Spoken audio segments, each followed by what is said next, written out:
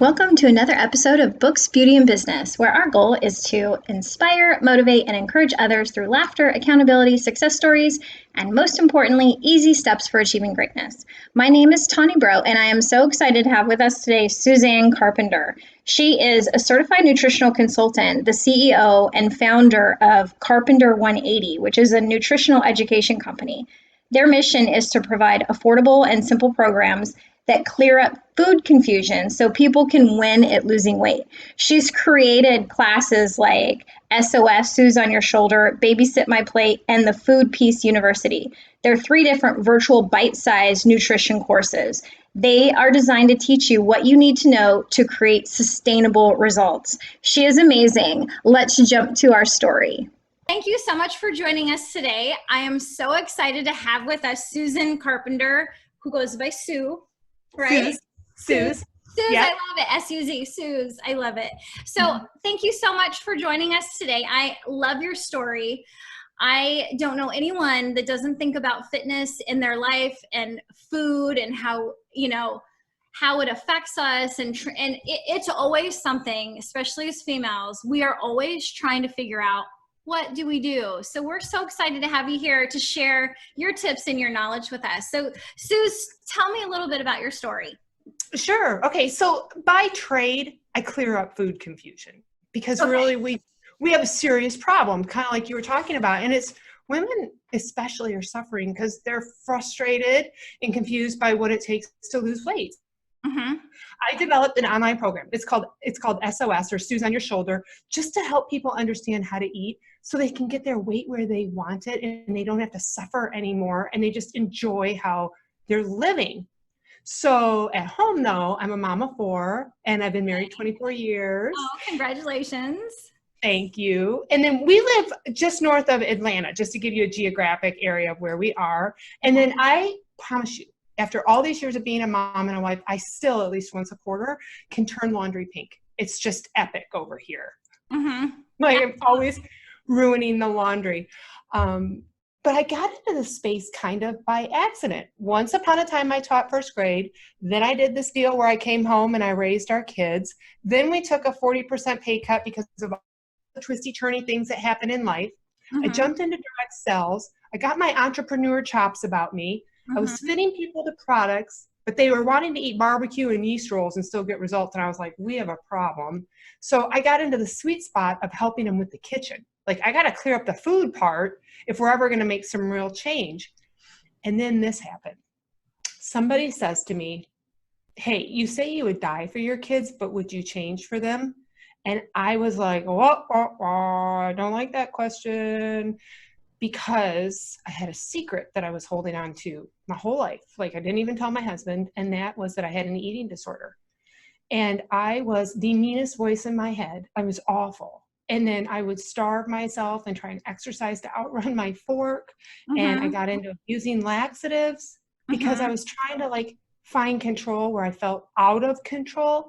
And when I thought my girls were going to grow up to do what I was doing, I couldn't stand that idea. So long story short, I reached out, I got help, I got some information that I really needed and a lot of learning. And it explained some things to me that basically I couldn't hold in anymore. I was solving a problem for myself to role model for my girls.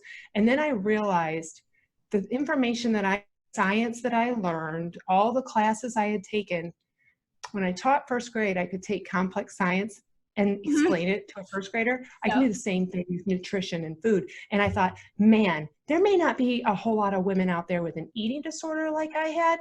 Like, I was even 226 pounds with an eating disorder. I know having weight on your body.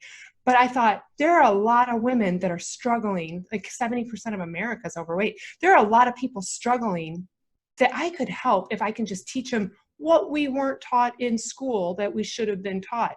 And that was how my company was born. And I am on this podcast talking to you because I really want to give this away and help other people because I feel so much better. Yes, that's an amazing story. And isn't it remarkable what we do for our children? Because how someone pointed that out, like, would you want your daughter to go through this? And you're like, no, absolutely don't. and I absolutely don't, and I want to get a handle on this. And then it puts you in that cycle of, okay, we're going to make some changes here. That's right. That's right. I was not willing to do it for myself, but to be authentic for them, I was willing to take on the task. So it almost gave me goosebumps when you said you didn't even tell your husband this, like you had an eating disorder that you were just like internalizing and like trying to figure it out. So, and then you were overweight. You said like you were just you had a disorder, but you were, carrying extra weight and stuff. So what are some things you learned? Like I know you have your business now and you're teaching people how to, eat better, but was there a point where you're like, this is the stuff because it works so well with you that I have to share? Yes. And it's all based on science. Okay. Yes. Because let me set the tone. I'm going to tell you the 2 tipping points for me that I learned. But what I believe about anybody is you're probably already giving your life 100%, probably 102%. I was showing up, doing the best with the skills I had, and I'm still falling short and miserable. So it is hard when you are leaning all in, trying to do as good as you can. Imagine that there is a little bit more or a little bit better way of doing something. It's hard to see that there's a bridge you can cross where things are going to get easier. It doesn't make sense when you're already doing the best you can and you're still struggling. So I have a heart for people in that place. Yeah. Here's what happened. I did take the step because my way wasn't working. And when I sat in front of dietitians and nutritionalists and I started them, I learned about protein, fat, and rather than protein, fat, and carbohydrate. I learned the benefits of fiber, how it'll rev your metabolism. You have weight loss without hunger. I learned how those 3 nutrients together cut off all your 8 of your hungry hormones, so you're not dealing with cravings so much. So biology is actually helping to make this thing easier. So I learned about the food, that fiber was actually going to rev my metabolism, kind of going to be the cardio. And that was huge to me. Because all of a sudden I started trusting I'm going to have to feed myself. But if I feed myself protein, fat, and fiber, I'm going to rev my metabolism. I'm not going to be hungry. I've been hungry my whole life. I'm going to feel better. I'm going to have better energy. Okay, that's worth trying. I'm going to, like clearly they're educated. It's all science. I'm going to give it a try. Okay. The second thing I learned was exercise is not part of the weight loss equation for several reasons. The biggest one being is going to stimulate your appetite. Overestimate how many calories you burn. You underestimate how many calories. Overestimate how many calories you eat. Underestimate how many calories you burn. When I got clear on those 2 things, light bulb off, but it still was just the change for me. It just gave me to change it. But then it just came this point where I started hearing the clients that I was already working with struggling, and I started funneling this information toward them, and they started getting more results. They started to get in control of emotional eating and emotional overeating. They started to feel like they weren't on a diet, but they were starting a lifestyle. And I thought, okay, I'm going to take this working one-on-one deal, and I'm going to tease this out into something that is affordable, that doesn't take a lot of time, that a lot of people can get their hands on, because we're really meant to know this information. Like I said, and taught this in high school. I mean, we just all should have had this already. Yeah, that's funny that you say that, because that's one thing that I've talked about too. Some of the things that we really need in life, like basic nutrition and understanding what food does to your body and how it can affect you. No one hears that. And there's an epiphany when you're this at our age, like, oh, that's not good for me. That's not what my body should have in it. So I love that you took the science behind it, because that and kind of made it the lifestyle, because everyone's like, it's a lifestyle change. Don't do a diet. You kind of hear that all the time, but it really is what you purchase, what's in your house is what you're going to eat. Like it's kind of the whole process of it. And you need a mentor. Like you need that girlfriend that you like, that she's making it doable and not weird and not an obsession, but it just is, it's what we do. And when you have to like overthink about something so overwhelming, it takes too much of your mental energy. We don't need any of that. We need somebody showing up going, okay, here's your next logical step. Here's your next logical step. And a mentor or somebody who's already been through it, who can shorten your learning curve, can get you results whole lot faster. And what you just said is spot on. Where I start with everybody is like, look, we're going to have to get the right grocery house. Yeah. We're going to have to get that part solid right away. Here, let me help you with that. And then let me help you with what to put on your plate. And then what happens is after about, a week or two, like I just got a text from my friend Jessica before we came on air. She's down in 12 pounds, 12 days, 4 inches in her waist. And she's been struggling with her weight for years. And it was really that she needed the system, the steps, like here's going to get my results. And then pretty quick, we're going to start getting into the emotional eating, because that's a whole nother part of this. Mm-hmm. And I mean, as a disordered eater, anybody can hand you a meal plan. Any trainer can help you with what to eat. It's a calories in, calories out equation.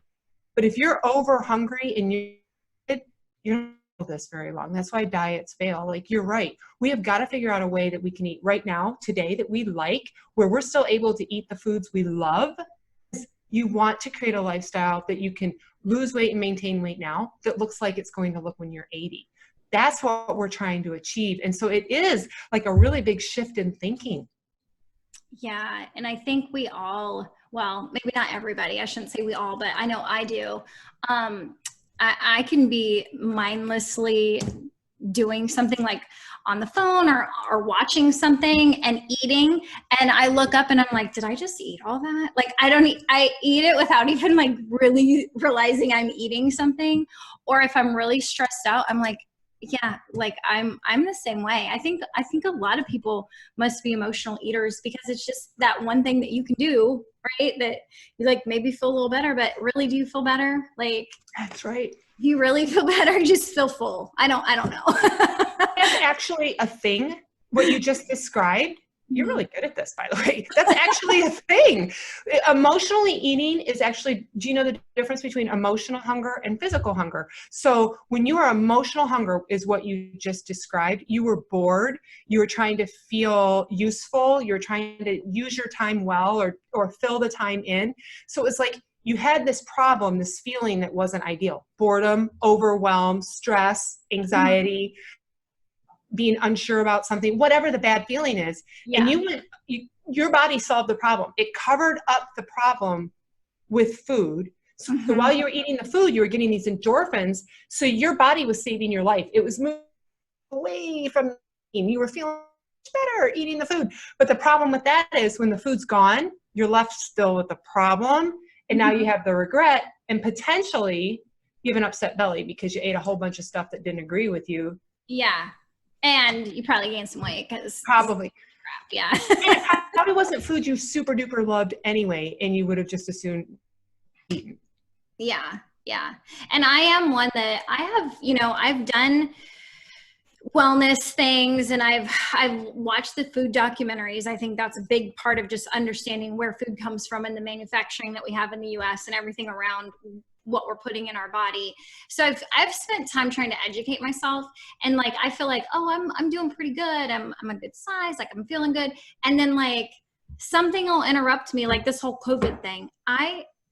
Zero motivation to do much of anything. I was regularly, like I did yoga every morning. That's how I started my day. I journal, yoga. I felt like, oh, I got this, girl, right?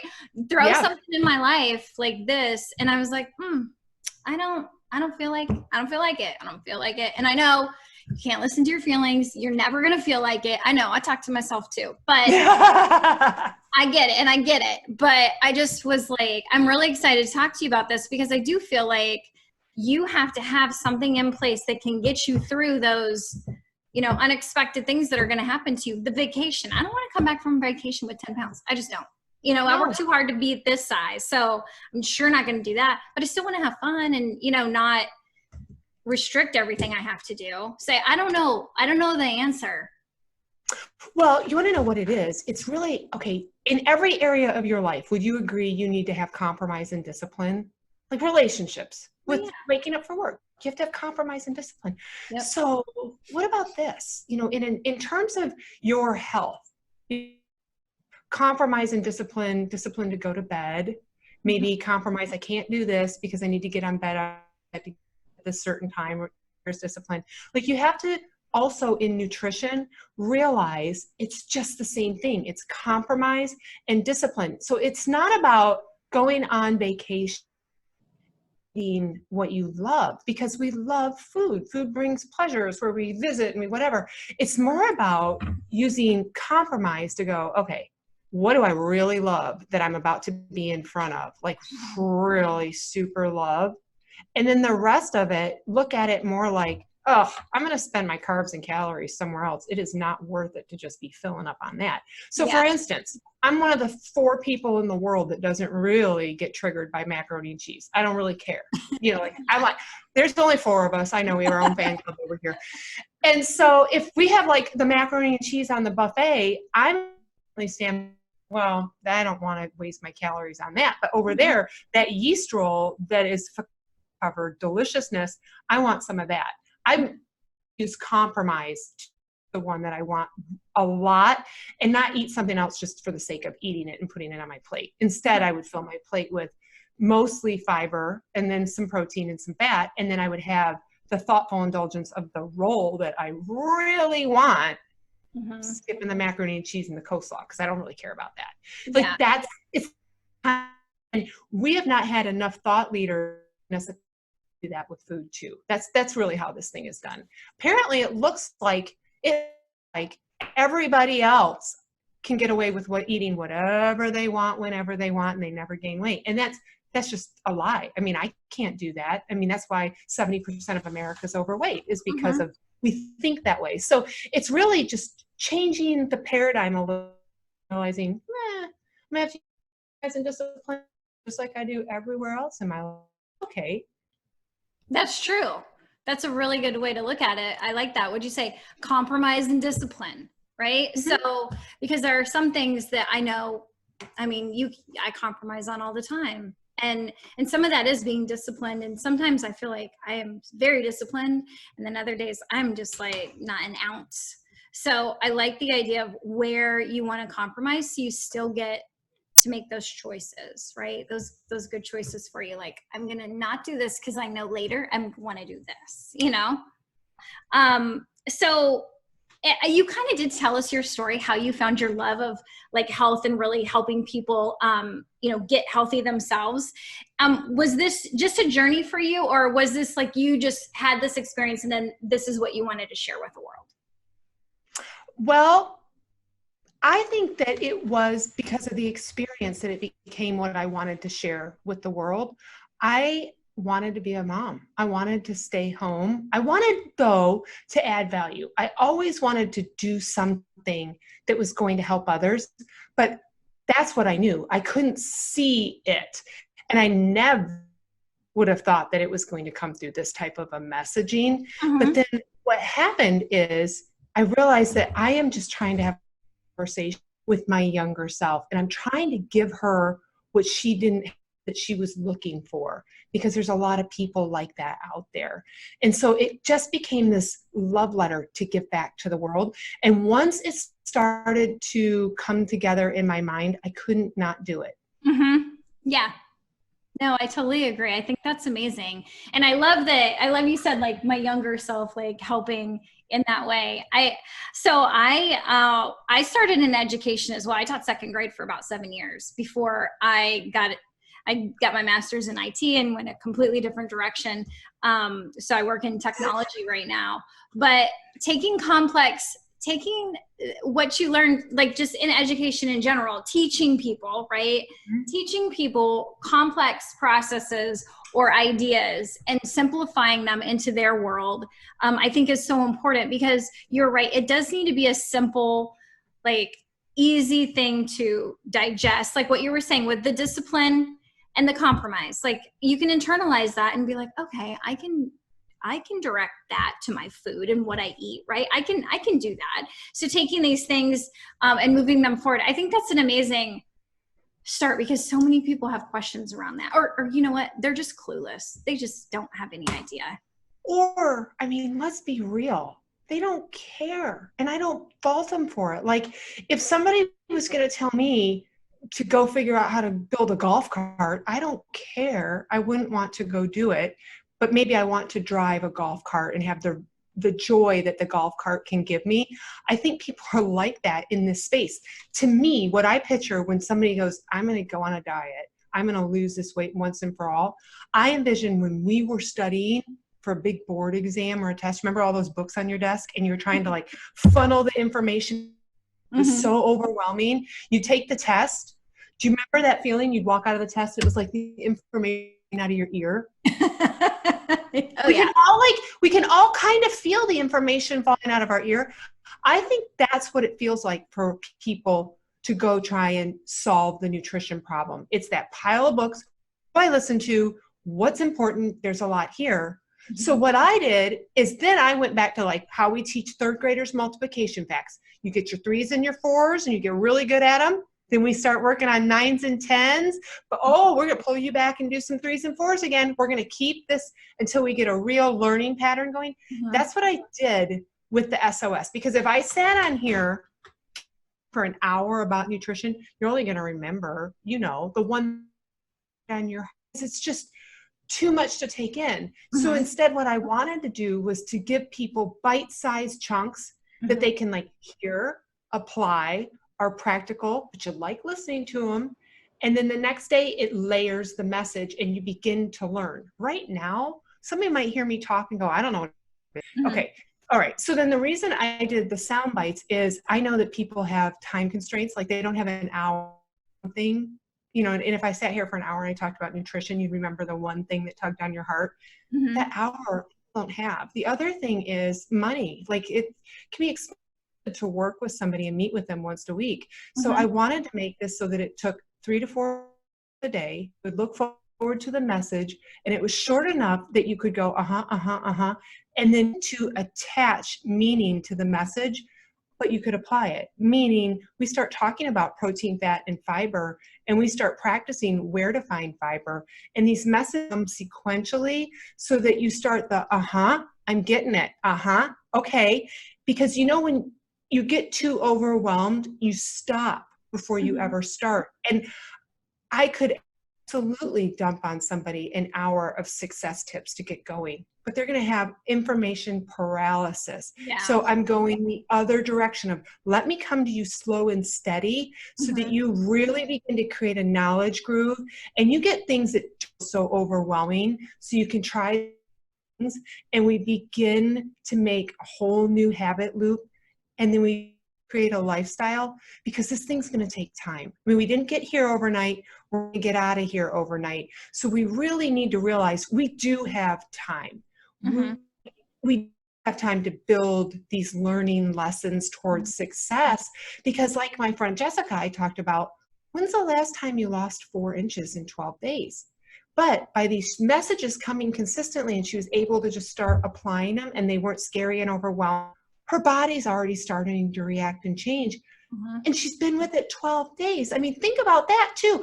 How many of us start something that gets so restrictive that after 4 or 5 days you blow it and you're having a cheat meal all weekend long because you can't stand it anymore? That's not how this thing works. We've got to figure out how to compromise and discipline, but pull in our food so we're not restricting so that we can dine out, enjoy exercise less, and have this lifestyle where we're still enjoying foods, but that we're looking for.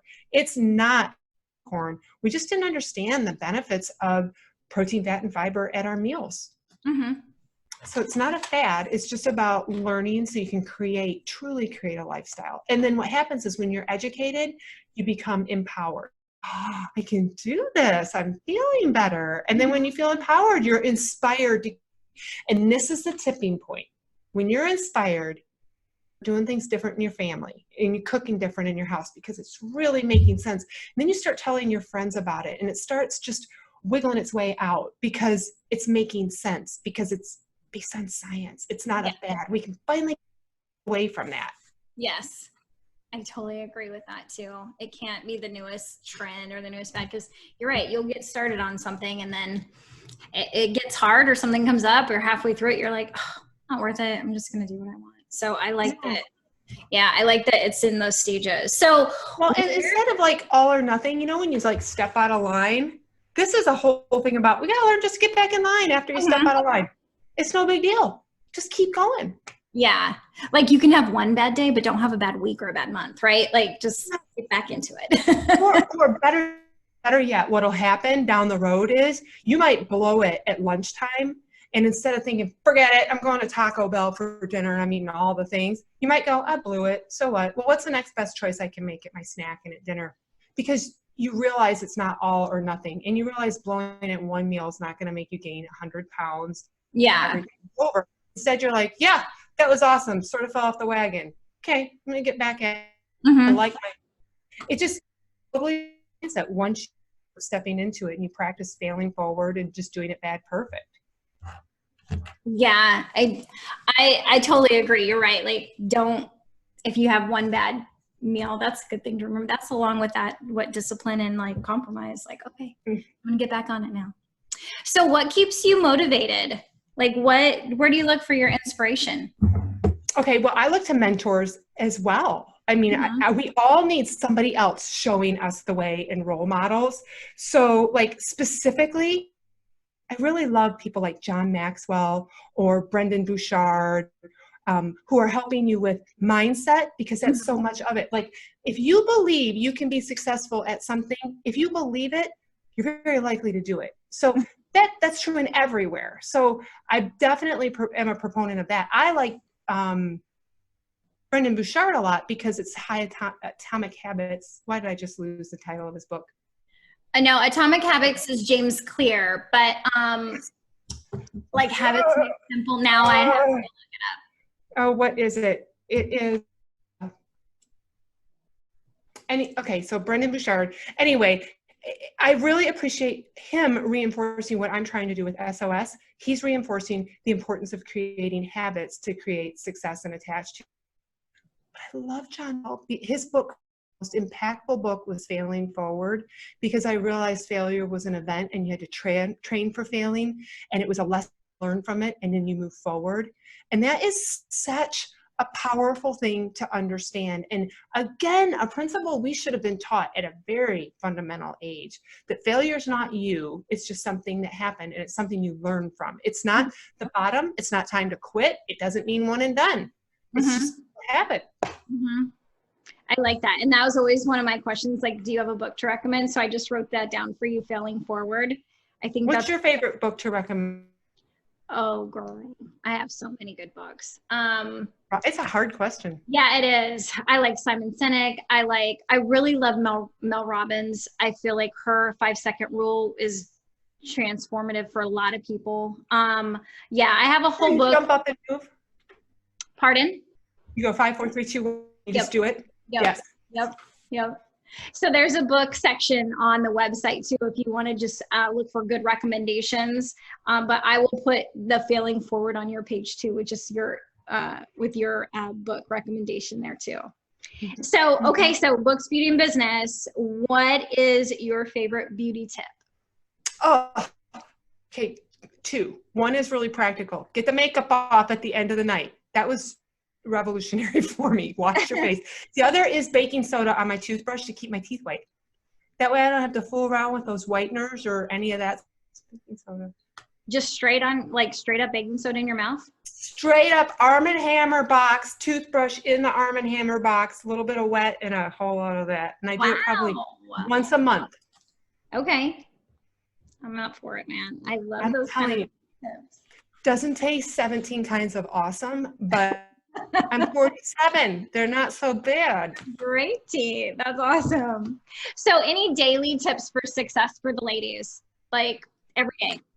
Every day, I have to start my time out in my journal, being quiet and remembering what I'm all about. So I have to write down 10 things I'm ridiculously grateful for.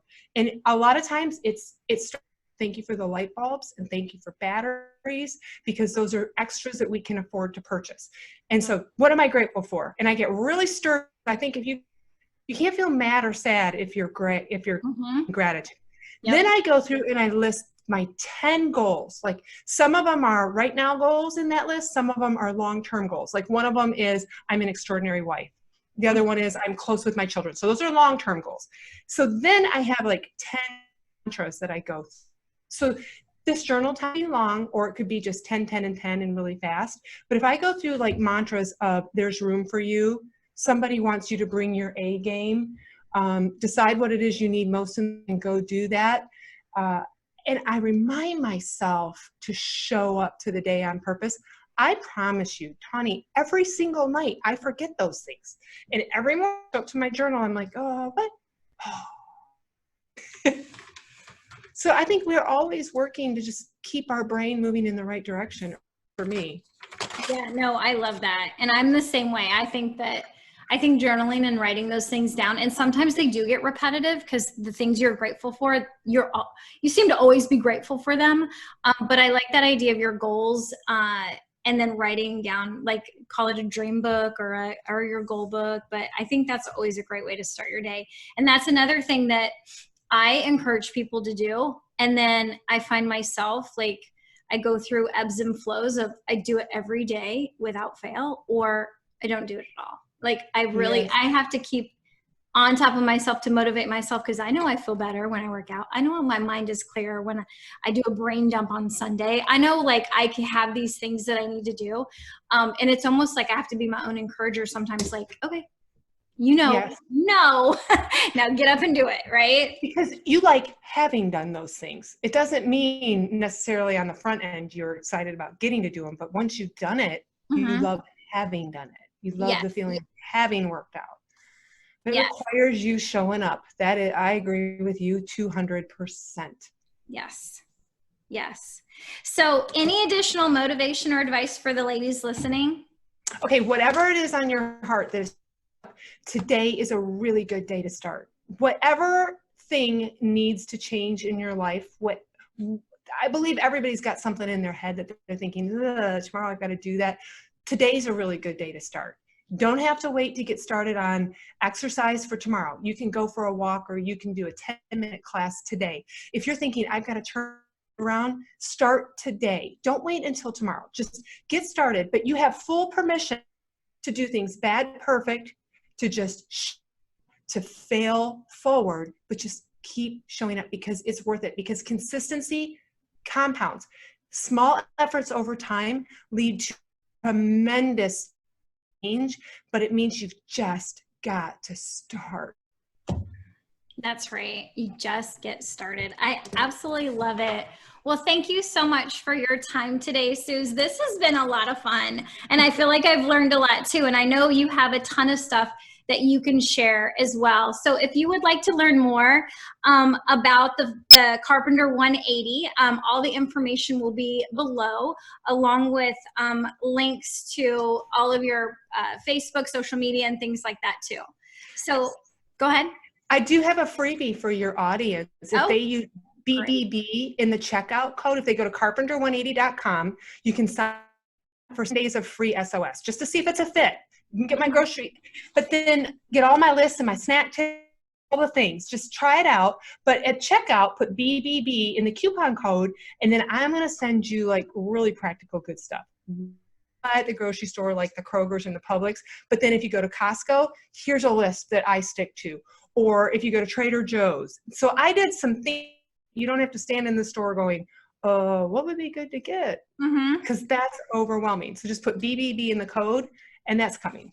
Oh, that's so exciting. I can't wait.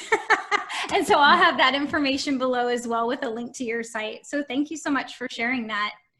It was a pleasure to have you on today. I know the audio with the whole world working on Zoom today is a little up and down, but I really think you shared a lot of great information. And so thank you so much for your time. Thank you for having me. Absolutely. Bye for now. Bye-bye.